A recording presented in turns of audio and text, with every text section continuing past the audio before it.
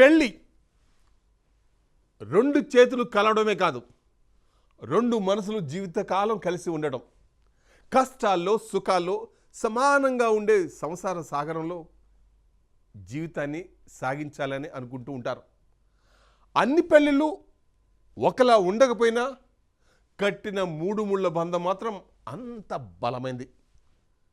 తాళి కట్టే ఆ చేతులకు కట్టించుకునే ఆ అమ్మాయికి మాత్రమే తెలుసు నాకు ఈ పెళ్లి ఇష్టమా లేదా అని. కాళ్ల పారాని ఆరనే లేదు, అచ్చట ముచ్చట తీరనే లేదు. అప్పుడే నిండు నూరేళ్లు నిండాయి. నిన్నగాక మొన్న పసుపుతాడు కట్టించుకున్న నవవధువు మెడకే ఉరితాడు వేలాడింది. కలకాలం కాపురం చేయాల్సిన జీవితాన్ని అర్ధాంతరంగా ముగించేసింది. పుట్టింట్లోనే కన్నవాళ్లకు పుట్టిన దుఃఖాన్ని వదిలి తాను వెళ్ళిపోయింది.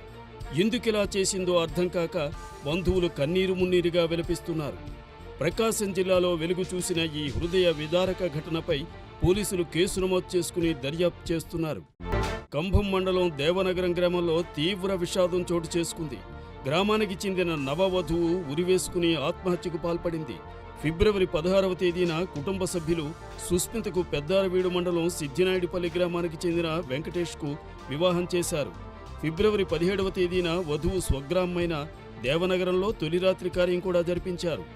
ఇక పుట్టింటి నుంచి బయలుదేరి అత్తారింటికి వెళ్ళాలి. అంతా బాగానే ఉందనుకుంటున్న సమయంలో మధ్యాహ్నం సుస్మిత ఉరేసుకుని ఆత్మహత్య చేసుకుంది. అకస్మాత్తుగా సుస్మిత ఎవరూ లేని సమయాన్ని చూసి ఇంట్లో ఉరివేసుకుని ఆత్మహత్యకు పాల్పడింది. ఈ ఘటన పెళ్లికి వచ్చిన దగ్గరి బంధువులను కన్నీరు పెట్టించింది. ఉరివేసుకున్న నవవధువు సుస్మితను కుటుంబ సభ్యులు కంభం ప్రభుత్వాసుపత్రికి తరలించారు. కానీ అప్పటికే మృతి చెందినట్లుగా వైద్యులు నిర్ధారించారు. ఈ సమాచారాన్ని అందుకున్న పోలీసులు ఘటనపై దర్యాప్తు చేపట్టారు. ఇష్టం లేని పెళ్లి చేశారని నవవధువు ఆత్మహత్యకు పాల్పడినట్లుగా పోలీసులు అనుమానిస్తున్నారు.